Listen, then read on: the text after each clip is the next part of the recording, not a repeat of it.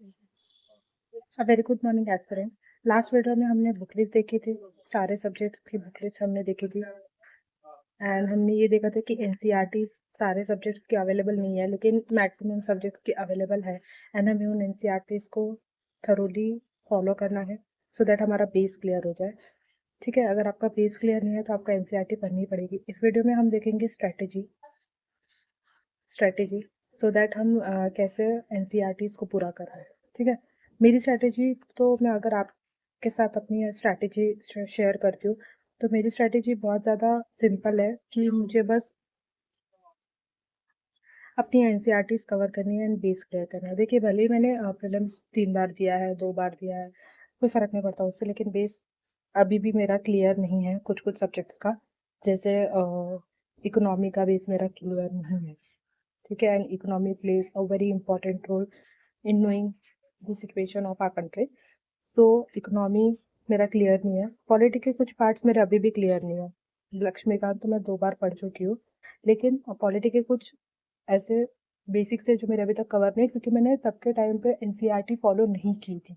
मैंने direct M Laxmikant पे jump किया था, तब मैंने पॉलिटी का बेस नहीं पढ़ा था एंड इवन मैंने इकोनॉमी का भी बेस नहीं पढ़ा था, ये सोच के कि इकोनॉमी तो पूरा करंट अफेयर्स से बेस्ड होता है, सारी चीज़ें इकोनॉमिक्स में करंट अफेयर्स से ही पूछी जाती है, इसलिए मैंने एनसीईआरटी को मतलब बेस पकड़ा ही नहीं था। मैंने एनसीईआरटी की तरफ ध्यान ही नहीं दिया था। मुझे ये समझ में ही नहीं आया था कि मुझे मतलब मैं क्या गलत कर रही हूँ जो मेरे इकोनॉमिक्स में इतना कम स्कोर हुआ है।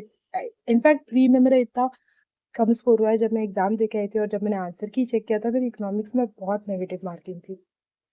पॉलिटी में तो फिर भी ठीक था, बट इकोनॉमिक्स में मेरे बहुत नेगेटिव मार्क्स थे। द रीजन बिहाइंड इज कि मैंने एनसीईआरटीज नहीं फॉलो किया था, मेरा बेस क्लियर नहीं था and that was my over confidence. Then answer key से टैली करने के बाद मुझे पता चला कि मेरा सिर्फ 3.25 मार्क्स से प्रीलिम्स रह गया था and I was very close to prelims. लेकिन उसके बाद मैंने साथ ही साथ मैं बैंक के भी एग्जाम दे रही थी, तो मेरे बैंक के प्री क्लियर होने लग गए थे। तो मुझे ऐसा लगा था कि मैं थोड़ा सा फोकस करूंगी तो मेरा मेंस शायद क्लियर हो जाएगा and I will get a job. ठीक है, जॉब लेना बहुत ज़्यादा ज़रूरी है अभी के टाइम पे, तो एक छोटी मोटी जॉब पहले सिक्योर कर लेना चाहिए, ऐसा मुझे लगा था। तो that's why I have skipped this years attempt. But UPSC तो सबका सपना होता है, तो नेक्स्ट ईयर इस साल तो मैं बैंक में जॉब पूरी कोशिश करूंगी कि मैं इस बार एक जॉब ले लूँ, भले ही फिर वो क्लरिकल लेवल की क्यों ना, क्योंकि आखिरकार अल्टीमेट गोल तो हमारा यूपीएससी ही है। तो एक जॉब एंड देन उसके साथ साथ प्रिपरेशन, तो मैं अभी से ही प्रिपेयर करना चालू करना चाहती हूँ नेक्स्ट ईयर के लिए। सो इसलिए इस साल तो मेरा मेन फोकस रहेगा एनसीईआरटीज कवर करने में। जितने जल्द से जल्द मैं एनसीईआरटीज कवर कर सकती हूँ उतने मेरे लिए अच्छा होगा। इनफैक्ट आपके लिए भी अच्छा होगा। एंड स्टैंडर्ड बुक्स में मैं सिर्फ हिस्ट्री की स्टैंडर्ड बुक पढ़ूंगी, and then I'll study for polity, that is M. Lakshmikant, and the next I will study a standard book for uh, ethics, and maybe I can study for environment, that is Shankar IAS. I do have this book Shankar IAS book, क्योंकि environment के लिए भी बहुत कुछ हमारे NCERTs में नहीं दिया गया है, you have to study it separately. तो बस ये 4 बुक्स जो स्टैंडर्ड है ये, एंड इसके अलावा current affairs, T monthly magazine, any institute's monthly magazine, maybe from Vision. If Vision is providing a monthly magazine, I don't know about other institutes. I'll be following Vision IAS monthly magazine.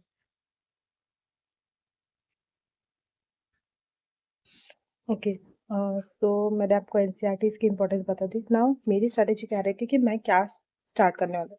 I be starting first from geography NCERT. तो मैं पहले geography के NCERT से चालू करूँगी। मैं ये 3 skip कर रही हूँ, आई वेस्ट टाइम। अगर आपका बेस क्लियर नहीं है तो आप प्लीज इन 3 को फॉलो कर लीजिए, बट मैं ये तीनों स्किप कर रही हूँ। I am not going to follow this 3 NCERTs. Instead I am going to start with class 9 contemporary India 1, class 10 contemporary India 2, 11th की दोनों एनसीईआरटी एंड 12th की दोनों NCERT. I am not going to follow GC Leong. मेरा optional नहीं है तो मैं GC Leong को फॉलो नहीं करूंगी। अगर आपका ऑप्शनल है तो आपको जीसी लियोंग पढ़ना ही है, एंड अगर आपका ऑप्शनल है then please go with 6, 7, 8 NCERTs also. Okay, ना हम इसे स्टार्ट कैसे करेंगे। फ्रॉम मैंने कहा था आपको कि 15 और 16 अप्रैल से मैं डेली लेक्चर्स चालू करूंगी। 15 एंड 16 से हम चालू करेंगे कंटेम्प्रेरी इंडिया 1। ठीक है, अगर आपके पास इसकी एनसीईआरटी नहीं है तो आप प्लीज़ परचेज कर लीजिए। अगर आपको परचेज नहीं करनी होंगी तो एनसीईआरटी की वेबसाइट पे इसकी चैप्टर वाइज पीडीएफ्स अवेलेबल होती है, या फिर मैं चैप्टर वाइज जैसे हमारा फर्स्ट चैप्टर खत्म हो जाएगा मैं वैसे ही इसका पीडीएफ हमारे टेलीग्राम चैनल पे अपलोड करते जाऊंगी। तो डोंट वरी अबाउट दैट। आप बस पढ़ने पे ध्यान दीजिए, पढ़ने पे फोकस रखिए, बाकी कुछ नहीं। हम पहले कंटेम्प्रेरी इंडिया 1 से चालू करेंगे। ठीक है, फ्रॉम 15 अप्रैल, मे बी 16 अप्रैल, आप 16 अप्रैल ही पकड़ के चलिए। तो हम daily 1 hour, not more than 1 hour, ठीक है, 1 आवर से ज़्यादा इस सब्जेक्ट को नहीं देंगे। डेली 1 आवर हम, मैं कोशिश करूँगी कि ये 1 आवर तक का वीडियो हो। अगर कोई इन्फॉर्मेशन ज़्यादा रहेंगे तो ये 1 to 1:30 आवर तक भी हो सकता है, that depends on the topic. ठीक है, अब हम एनसीईआरटी तो कवर कर रहे हैं, बट ऐसा ज़रूरी नहीं है कि हमको सिर्फ एनसीईआरटी ही पढ़ना है। अगर इतना ईजी होता तो यूपीएससी किसी का भी निकल जाता था। तो एनसीईआरटी के साथ साथ हमें हमारा जो करंट नॉलेज है उसे भी पूरा करना है। तो उसके लिए क्या क्या करना है ना, हमें यूपीएससी के लिए पूरे इंडिया को इन एंड आउट जानना पड़ता है। ठीक है, अगर आप, मैंने ऐसे बहुत सारे एस्पिरेंट्स जिन्होंने यूपीएससी क्रैक किया है उनसे सुना है कि अगर आपको यूपीएससी क्रैक करना है तो आप इंडिया को जानने की कोशिश कीजिए। Try to know India totally. ठीक है, हमारे इंडिया क्या है, कैसा है, कहाँ बेस्ड है, ये सब हमको जानना बहुत ज़्यादा ज़रूरी है। तो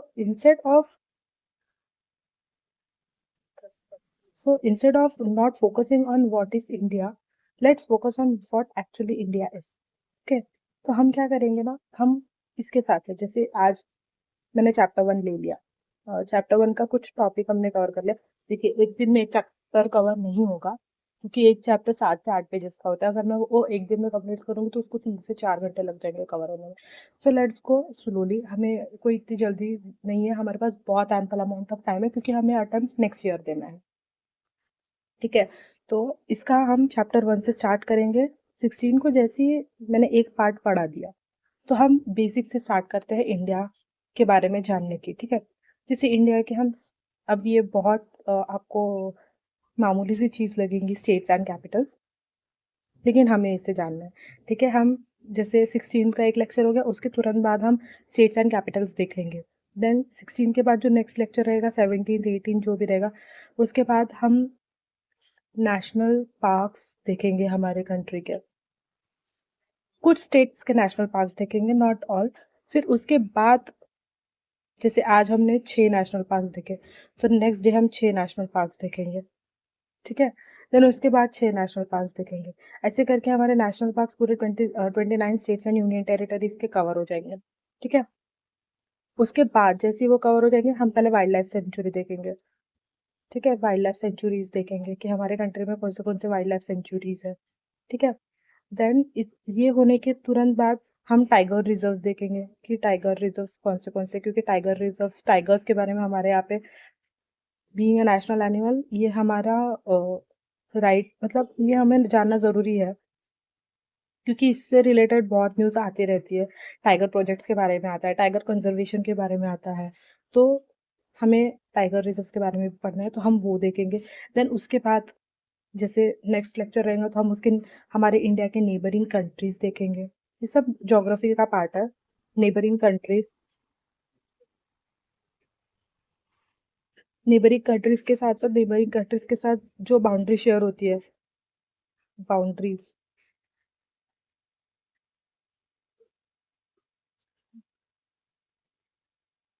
हम देखेंगे कि बाउंड्रीज देखने के बाद हम देखेंगे कि हमारे जो साउथ ईस्ट एशियन नेशन है वो कौन से है, south east Asian nation. Then we have to study, हमें जो जो भी करंट अफेयर्स में जो जो भी कंट्री का नाम आता है उसके बारे में हमें जानना होता है। हम ट्राई करेंगे कि एशिया में जितने भी कंट्रीज है उसके बारे में पूरी जानकारी ले, मतलब एटलीस्ट हमें कंट्रीज के तो नाम पता रहने ही चाहिए, countries and the Capitals. And ऐसे धीरे धीरे करके हम ट्राई करेंगे कि हम ज्योग्राफी कवर होते होते पूरा मैप भी पढ़ ले। ओके, एंड इस मैप में हमें ये भी ध्यान में रखना है कि माउंटेन्स, पीक्स, ठीक है, not only of India but of the world, ये भी हमें जानना है। Forest, deserts, okay, then we have to study about the river system. जो भी ज्योग्राफी में इंक्लूड होता है सब हमें जानना है कि कौन से रिवर सिस्टम की वजह से फ्लड्स ज़्यादा आते हैं। तो ज्योग्राफी से रिलेटेड जो भी एक्स्ट्रा नॉलेजेस होंगे वो हम एनसीईआरटी के साथ कवर करते जाएंगे। ज़्यादा कुछ नहीं रहेगा उसमें, हम कोशिश करेंगे कि हम एटलीस्ट 5 to 6 पॉइंट्स कवर करें जो कि आपको प्री में हेल्प करेगा। ठीक है, प्री में आपका एनसीईआरटी से कुछ भी नहीं पूछा जाएगा, प्री में आपका करंट अफेयर्स से बेस्ड ही पूछा जाता है, मेनली तो ऐसा ही होता है। तो हम प्री के पॉइंट ऑफ व्यू से कुछ चीज़ें कवर करते जाएंगे डेली बेसिस पे। एंड जो भी मैं कवर करूंगी आई मेक श्योर कि वो मैं टेलीग्राम पे अपलोड कर दूँ, आप डायरेक्टली जाके टेलीग्राम से पढ़ सकते हो। हमारा मेन मोटो रहेगा पढ़ना। तो मुझे अपने नोट्स आपके साथ शेयर करने में कोई दिक्कत नहीं है, मैं तो चाहती हूँ कि आप मेरे सोर्सेज फॉलो करो या फिर आप आपकी जो भी सोर्सेज है आप अपना सोर्स अगर मेरे साथ शेयर करना चाहते हो तो आप शेयर भी कर सकते हो कि अगर किस कोई नॉलेज मैंने मिस कर दी एंड आपको ऐसा लगे कि वो नॉलेज इंपॉर्टेंट होगी तो you can share with me. ठीक है, मैं कोई टीचर नहीं हूँ, मैं यहाँ पे पढ़ाने नहीं आई हूँ, मैं खुद पढ़ने आई हूँ, तो आप मुझे मेरी हेल्प कर सकते हो जैसे मैं आपकी हेल्प करूंगी। एंड मुझे उससे कोई दिक्कत नहीं है, बस आप मुझे एक मैसेज डाल दीजिए टेलीग्राम पे कि श्रेया आपने ये कवर नहीं किया, प्लीज़ इसे कवर कर दीजिए। मैं खुद उसे पढ़ के फिर आपके लिए उसे कवर कर दूँगी, या फिर अगर आपको लगता है कि ये मेरे लिए बेनिफिट हो सकता है तो आप प्लीज़ मेरे साथ वो शेयर कीजिए क्योंकि मुझे भी पूरा नॉलेज नहीं है। I am also trying to gather knowledge, whatever knowledge I want to get, मतलब जो भी है मैं बस वो उसे ग्रैब करना चाहती हूँ। ओके, सो नेक्स्ट, तो इस तरह से हम जैसे ही ये सारे एनसीईआरटीज कवर करेंगे, हमारा मेजर पोर्शन करंट अफेयर्स से भी, करंट अफेयर्स से नहीं बट मेजर पोर्शन जो हमारा है वो भी कवर होते जाएगा प्रीलिम्स से रिलेटेड। एंड फिर जो ये एक्स्ट्रा जो मैं आपको बताऊंगी, नेशनल पार्क्स, नेशनल जो भी है, ये कंट्री वो कंट्री, मैप्स के थ्रू, ठीक है, अगर आपको लगता है कि आपको वो चीज़ नहीं पता तब आप उसके नोट्स बनाइए। एनसीईआरटी के नोट्स बनाते मत बैठिए, कोई मतलब नहीं है, जस्ट डाउनलोड द पीडीएफ, अगर आपके पास बुक नहीं है या फिर बुक लेके बैठ जाइए, that's it, don't waste your time in making notes. लेकिन जैसे कि अभी किसी कंट्री के बारे में मुझे नहीं पता, जैसे for example state of Hormuz is in news, ठीक है, state of Hormuz is in news, state of Hormuz के, तो ये स्ट्रेट से रिलेटेड जो कंट्रीज थी, जो मतलब कंट्रीज इसके सराउंडेड थे, मुझे उनके बारे में नहीं पता था, तो मैंने पहले उनको मैप्स में देखा एंड देन मैंने नोट्स बनाया कि श्रेया ये याद रखना कि इससे रिलेटेड ये कंट्रीज है, तुम्हें इस कंट्री के बारे में ध्यान रखना है, तो मैंने वैसे नोट्स बनाए। तो आपको नोट्स तब बनाना है जब आपको पता है कि यार ये मुझे चीज़ पता नहीं है और मुझे ये पता रखनी है। Don't waste your time in making notes, simple. ठीक है, देन इसी के साथ साथ जैसे ये तो लेक्चर्स चालू रहेंगे, ये daily I try to maintain discipline, maintain consistency कि 45 मिनट्स टू 1 आवर का वीडियो हो। अगर 1 आवर से ज़्यादा भी होता है तो that won't be a problem, लेकिन मैं डेली ये एक वीडियो तो अपलोड करूंगी ही करूंगी।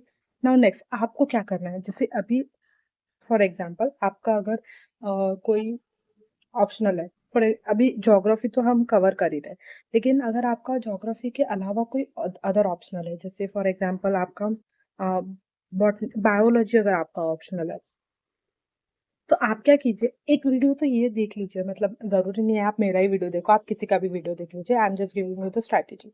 एक तो वीडियो आप ये देख लीजिए, ठीक है, और क्या कीजिए, जो आपका ऑप्शनल है उसके उससे चालू कीजिए, एटलीस्ट 30 to 40 मिनट्स आप अपने ऑप्शनल को डेली दीजिए, daily for the next 6 to 7 months, आपका ऑप्शनल कवर हो जाएगा। Take the syllabus in front of you, ठीक है, एक सब्जेक्ट तो आप कोई दूसरा, जैसे मैं अभी मेरा ज्योग्राफी चल रहा है, तो ज्योग्राफी के साथ साथ मैं हिस्ट्री का थोड़ा थोड़ा करते जाऊंगी, may be 30 to 40 minutes, not more then that, क्योंकि मुझे बाकी सब्जेक्ट्स भी करने हैं, मेरी बैंक की भी एग्जाम देंगे तो मुझे उसका भी प्रिपेयर करना होता है।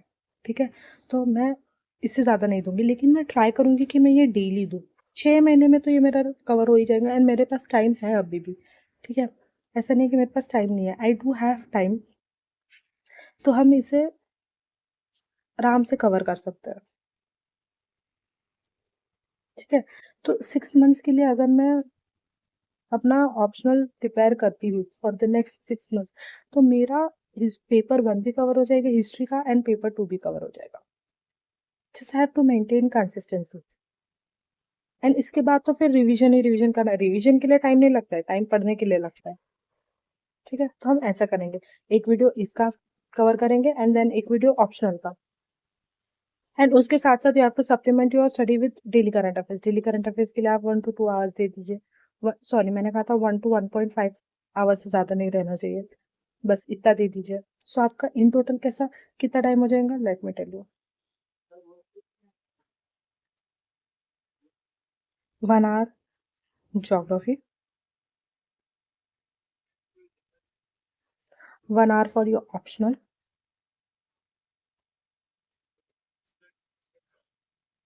Okay, and 1 to 1.5 hour for current affairs. This is more than enough. अगर आप अभी से स्टार्ट करते हो ना तो ये 3 आवर्स, बट ये आपको डेली देने हैं, daily, without any break. Sundays को आप ब्रेक लीजिए, क्योंकि आप पूरा हफ्ता पढ़ोगे, आप पूरा वीक पढ़ोगे, आप बर्नआउट फील करोगे। संडे को आप ब्रेक लीजिए, लेकिन संडे को आप 3 आवर्स में से ये आपने जो भी वीक में पढ़ा है उसे बस 1 आवर का रिविजन दे दीजिए।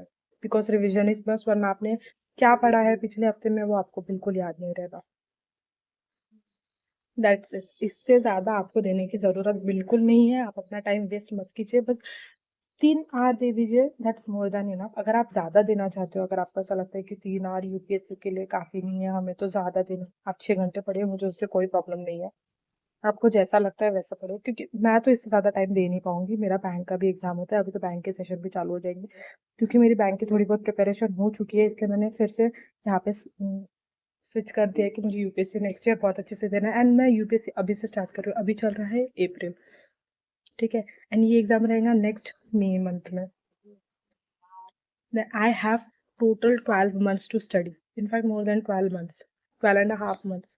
तो मेरे पास काफ़ी अच्छा टाइम है, तो मैं इस टाइम को बहुत अच्छे से यूटिलाइज करना चाहती हूँ। तो I will go with a pace, slowly and steadily and consistently. मुझे कोई घाई नहीं है। अगर आपको घाई होगी तो आप अपने हिसाब से कवर कर सकते हैं, but this would be my strategy. So that's it. फिलहाल तो मैं आपको इतना ही बताना चाहती थी कि मेरी यही स्ट्रैटेजी रहेगी। एंड अभी आपको अपनी स्ट्रैटेजी मेंटेन कैसे करनी है। लो, हमें रोज ही लो फील होता है, ठीक है, पढ़ते पढ़ते लो फील होना बहुत आम बात है। जब भी आपको लो फील हो, take a break, move out, go for a movie, go for a walk, ठीक है, टेक रेस्ट, टेक ऑफ। 2 दिन मत पढ़िए, कोई फर्क नहीं पड़ता उससे। ये मैं अपने एक्सपीरियंस से बोल रही हूँ, क्योंकि मैं भी काफी समय से प्रिपेयर कर रही हूँ।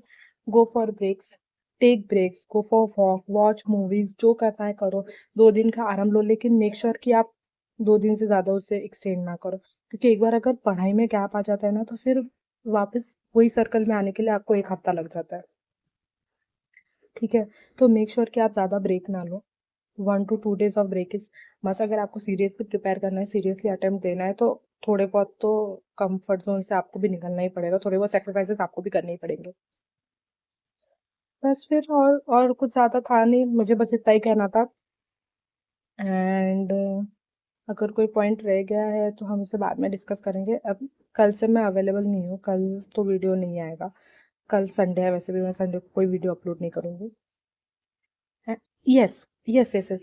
One more most important thing I want to tell you कि हाँ, ज्योग्राफी तो मैं अपलोड करने ही वाली हूँ, ठीक है।